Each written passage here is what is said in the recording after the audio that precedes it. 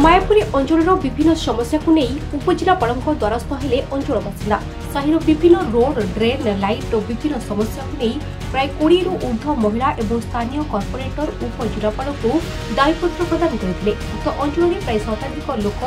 जनबसति रही विधि तत्वावधान सत्वे लोके मौलिक समस्या वंचित होती वर्षा दिन में बहुत असुविधा होता साही बासिंदा बीएमसी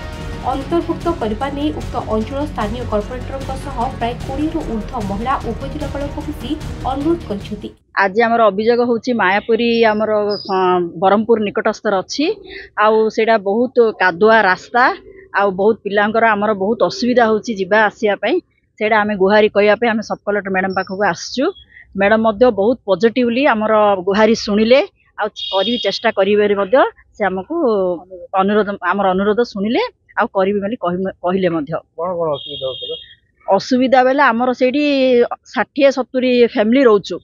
80 खंडे फैमिली जा रोचु घर करी रोचु किंतु मेन रोड टा बहुत खराब होची छोट छोट पिला जिबा आसीबा स्कूल को जिबा कॉलेज को जिबा पिला मानकर बहुत असुविधा होची आ वर्षा दिन तो आमर अवस्था के बहुत असहनीय कहले न सरे वर्षा दिन एते कादुआ होची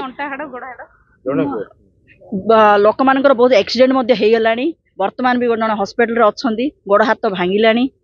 आउ एई सब अवस्था होची एबे तो टिके आउरी भलो अछि खरा दिनटा किंतु वर्षा दिन रा आम कथा आउ कहिले न सरे कमिटी तरफरु सब कलेक्टर महोदय को से माने अनुरोध करिया को आस्तिले जे से माने जो आज की 5-6 वर्ष वाला सेठी घर द्वारा करी रहलेनी आ जोटा कि हमर जो मौलिक समस्या जोटा पानी करंट आ रास्ता एवं नाळ आमे प्राय गत एमपी फंड रु लाइट समस्या को प्राय मात्रा आमे दूर कर सारचु पानी मध्य प्राय आमर सरी अल्प अच्छी जोटा कि प्रतिश्रुति देइछन पीएचडी आमर विकास पाड़ी महोदय कहछन हम कर देबु किंतु सबुठ बड़ समस्या है रास्ता एवं नाळर जा द्वारा कौन होची खास करके वर्षा दिने माटी दबी जाउची पिला माने पडुचंदी जने मैडम घर हमर जने अंटा भांगीला जनकर गोड़ भांगीला ए प्रकार अवस्था आमे अछु ब्रह्मपुर पाइप्रसाद दत्तଙ୍କ रिपोर्ट फोकस प्लस।